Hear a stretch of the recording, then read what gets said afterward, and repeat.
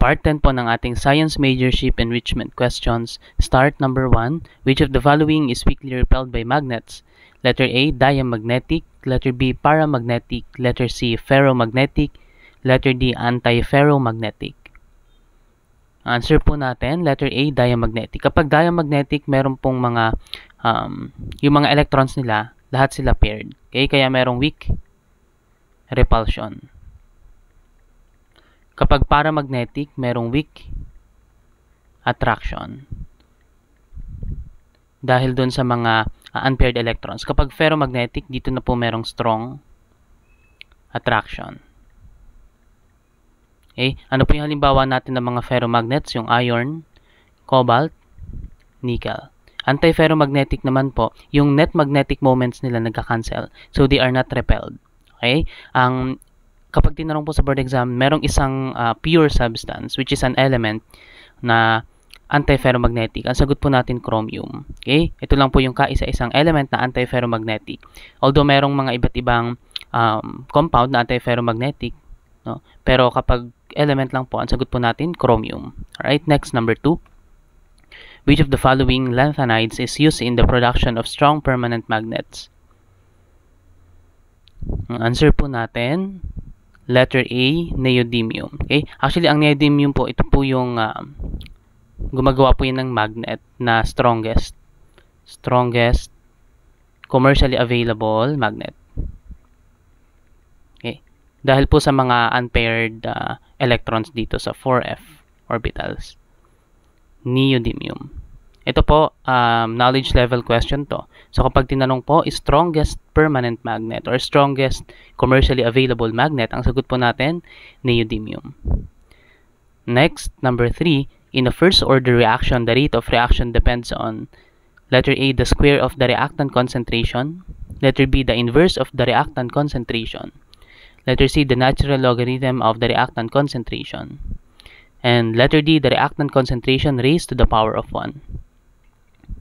Answer po natin, letter D, the reactant concentration raised to the power of 1. Di ba po kapag first order reaction, ang rate niyan equals yung rate constant niya multiplied by the concentration of your reactant. Okay? Ito po kapag first order. So, tingnan po natin yung letter B. Yung letter A, square of the reactant concentration. Ito po second order reaction to. No? Second order yung rate equals sa K A squared. Ito po yung isang form niya. Pwede ring rate is equal to K A times B. Yung concentration ng reactant A tsaka ng reactant B. Parehas raised to the power of 1. Magtototal po yan ng 2. Okay, yung order nila. And then, itong letter C, the natural logarithm of the reactant concentration. Ito, nag-appear ito sa integrated rate law. No? Pero hindi dun sa mismong rate law. Yung letter B, inverse of the reactant concentration. Hindi rin po ito. Okay, kaya ang answer po natin, letter D, the reactant concentration raised to the power of 1. Ito pong mga rate, by the way, they are experimentally determined. No? Hindi sila talaga naka-base dun sa mga kung ilan yung reactants natin. Next, number 4. The equilibrium constant for a reaction is affected by letter A, pressure, letter B, concentration, letter C, temperature, letter D, catalyst. Answer po natin, letter C, temperature. Ang pressure, no, di ba po sa Le Chatelier principle, nag-shift siya ng position, pero yung K, constant pa rin. Okay? Kapag concentration naman po, same lang din sa pressure. Nag-shift siya. Naapektuhan niya yung Q, not the K. Okay? Yung K kasi yung equilibrium constant natin. Kapag temperature po, yes. Okay? Ito lang yung only factor na nakakaapekto sa equilibrium constant. Kapag naman po catalyst, ang inaapektuhan po nito yung rate by lowering the activation energy. Okay? Pero hindi po niya inaapektuhan yung equilibrium position o kaya yung K. So, ang answer po natin, letter C, temperature. Next, number 5. In a galvanic cell, the electrons flow from letter A, cathode to anode. Letter B, anode to cathode. Letter C, electrolyte to electrodes. Letter D, salt bridge to electrolyte. Yan. Ang answer po natin, letter B, anode to cathode. Kapag ganyan pong klaseng problem, tatanggalin na po natin si C at D kasi opposites tong A at B. Dito na lang tayo mamimili. So, ninarrow down natin yung chances natin to 50%. So, alin po yung tamang sagot? Anode to cathode. Tandaan na lang po natin, alphabetical po. Anode, Tapos, cathode, letter C. Okay? Ano po yung nangyayari sa anode? Oxidation. Kapag cathode, reduction. Oxidation, loss of electron. Reduction, gain of electron. Okay? Kaya yung palatandaan po natin dito, Leora, Geroa. Loss of electron, oxidation, reducing agent. Gain of electron, reduction, oxidizing agent. Okay? Oxidation to reduction po. So, yung A, anode, vowel siya. Vowel din yung oxidation. Kasi sa anode nangyayari yung oxidation. Yung cathode, letter C, consonant. Consonant din si R, reduction. Kasi yung reduction sa cathode nangyayari. Okay? Next, number 6. Which of the following elements produces a bright green flame in a flame test? Ang answer po natin, letter C, copper. So, ito po yung mga flame test. Lumalabas din siya sa board exam. Para matandaan na lang po natin sila. Kakanta lang po tayo ng red and yellow, green and blue, violet and orange. Yan, yung pagkakasunod-sunod nila. And then, sa red, ano po yung mga red? Lithium, tsaka strontium. Yung yellow po natin, sodium. Ang green natin, boron, pero ito kasi bright green. So, bright green. Yung blue natin, copper. Actually, ano siya? Blue-green, no? Yung copper. And then, yung violet natin, lilac. Actually, lilac yan. Potassium. And orange natin, bright orange, is calcium. So, ito na lang po yung memorize nyo na pagkakasunod-sunod. Then, i-prepare nyo na lang po siya dito sa red and yellow, green and blue, violet and orange. Okay?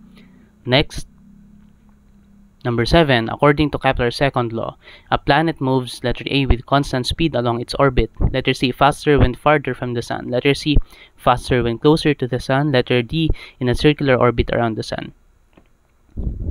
Answer po natin, letter C, faster when closer to the sun. Again, nag-appear po yung gantong mga question.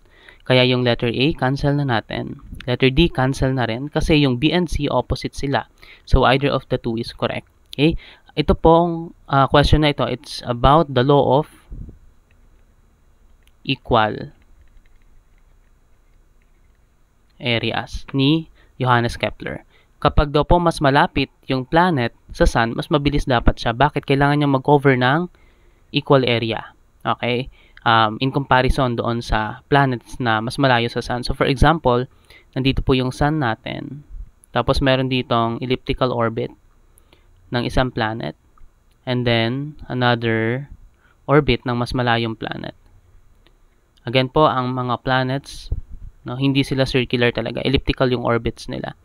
Now, itong planet na to, planet A, mas malapit sa sun, planet B, mas malayo sa sun. Let's say si planet A, within 2 Earth days, na-cover niya tong distance na to. Okay? So, ito po yung area niya. Now, yung B naman, na-cover niya tong distance na to. So, ito-trace natin siya sa sun. Oops. Yan. Yan. So, meron din yung area. Okay? Parehas po sila nag-cover ng distance within 2 Earth days. So, same lang po yung days na na-cover nila. Yan. Pero yung distance nila magkaiba. Mas malaki yung distance nitong A compared sa B. Bakit? Kasi mas malapit si A sa sun kaysa kay B. Pero itong area nila, same lang din. Equal areas within 2 days. Kung makikita nyo, yung distance na na-cover ng A, mas malawak. Ibig sabihin, mas mabilis siya. A compared sa B. Next, number 8. Which type of eclipse is visible from a larger area on Earth? Letter A, total solar eclipse. Letter B, partial solar eclipse. Letter C, annular solar eclipse. Letter D, total lunar eclipse. Ang answer po natin, letter D, total lunar eclipse. Kapag po large area, hahanapin lang po natin yung lunar. Okay? So, recall lang po natin yung mga solar tsaka lunar eclipse. Solar tsaka lunar. Okay. Ang solar nangyayari during new moon. Pero hindi lagi, no? Ang lunar, during full moon. Okay? Kapag naman po solar, pwede pong total. May tinatawag po tayong total solar eclipse. May total lunar eclipse. Kapag total solar eclipse, yung moon, it completely covers the sun. Okay? Saan po nangyayari to? Sa umbra. Okay? Kapag lunar naman po, yung moon, it enters the umbra. Okay? Kapag naman po partial,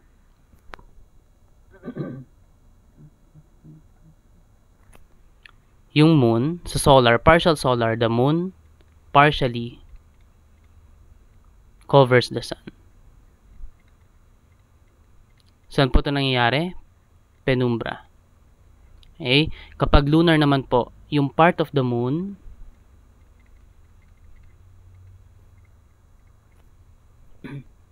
enters the umbra. Sa lunar, sa total lunar kasi, yung moon, it enters the umbra. Pero kapag partial lang po, part lang po ng moon yung nag-enter sa umbra. Okay? Then, meron din tayong tinatawag na annular solar eclipse. Dito po nagkakaroon po ng na-observe po natin yung ring of fire. No, kasi medyo malayo yung moon. Kaya hindi niya totally nako-cover yung sun. And then kapag sa lunar naman po, meron tayong tinatawag na penumbral lunar eclipse. Okay? Kung saan yung moon nagpa-pass through the penumbra. Okay? So yung itsura po niyan ganito. For example, andito yung sun natin. Kapag nandito yung moon at nandito yung earth, yan. Ito po na dark region, tawag natin umbra. Yung hindi masyadong dark, tawag natin penumbra. Okay? Kapag ganito po na merong sun, moon, earth, tawag po natin dito solar eclipse. Pero kapag nandito yung moon, okay, sun, earth, moon, tawag naman po natin lunar eclipse. Alright? Ito po yung umbra. And then, ito po yung penumbra. Alright? Next. Number 9, the primary purpose of a telescope is letter A, to magnify distant objects. Letter B, to make objects appear closer. Letter C, to gather more light. Letter D, to change colors of celestial bodies. Ang answer po natin, letter C, to gather more light. Sa unang tingin, baka mamili tayo sa A tsaka sa B. Okay? Kasi yan yung pagkakakilala natin sa telescope. They magnify distant objects. They make objects appear closer. Pero kung makikita nyo po, they are synonymous. No? Synonymous ng dalawa. Ibig sabihin, hindi sila yung sagot. Okay? So, mamimili na lang dapat tayo sa C at saka sa D. Ang D po, hindi po niya binabago yung color. No? This is false. So, ang answer po natin, best answer is letter C, gather more light. Bakit? Meron po tayong counter example dyan, yung radio telescopes.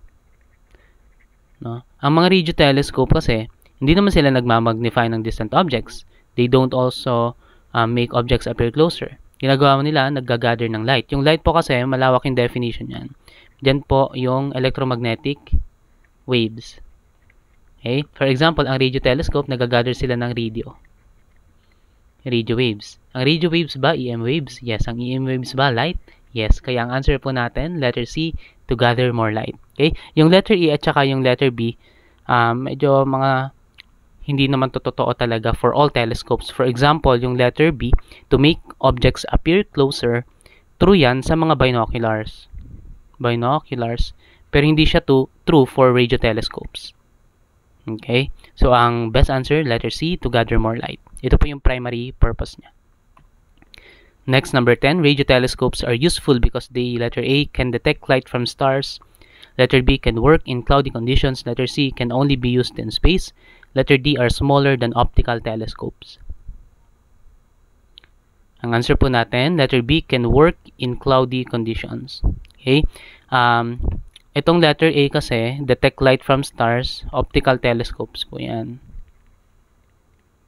Yung letter C, can only be used in space, hindi po. Yung iba po dyan, marami po yan, ground-based. Yan po yung malalaki. Kaya yung letter D, mali din. Smaller daw sila, hindi, malalaki yan. May malalaking disk sila.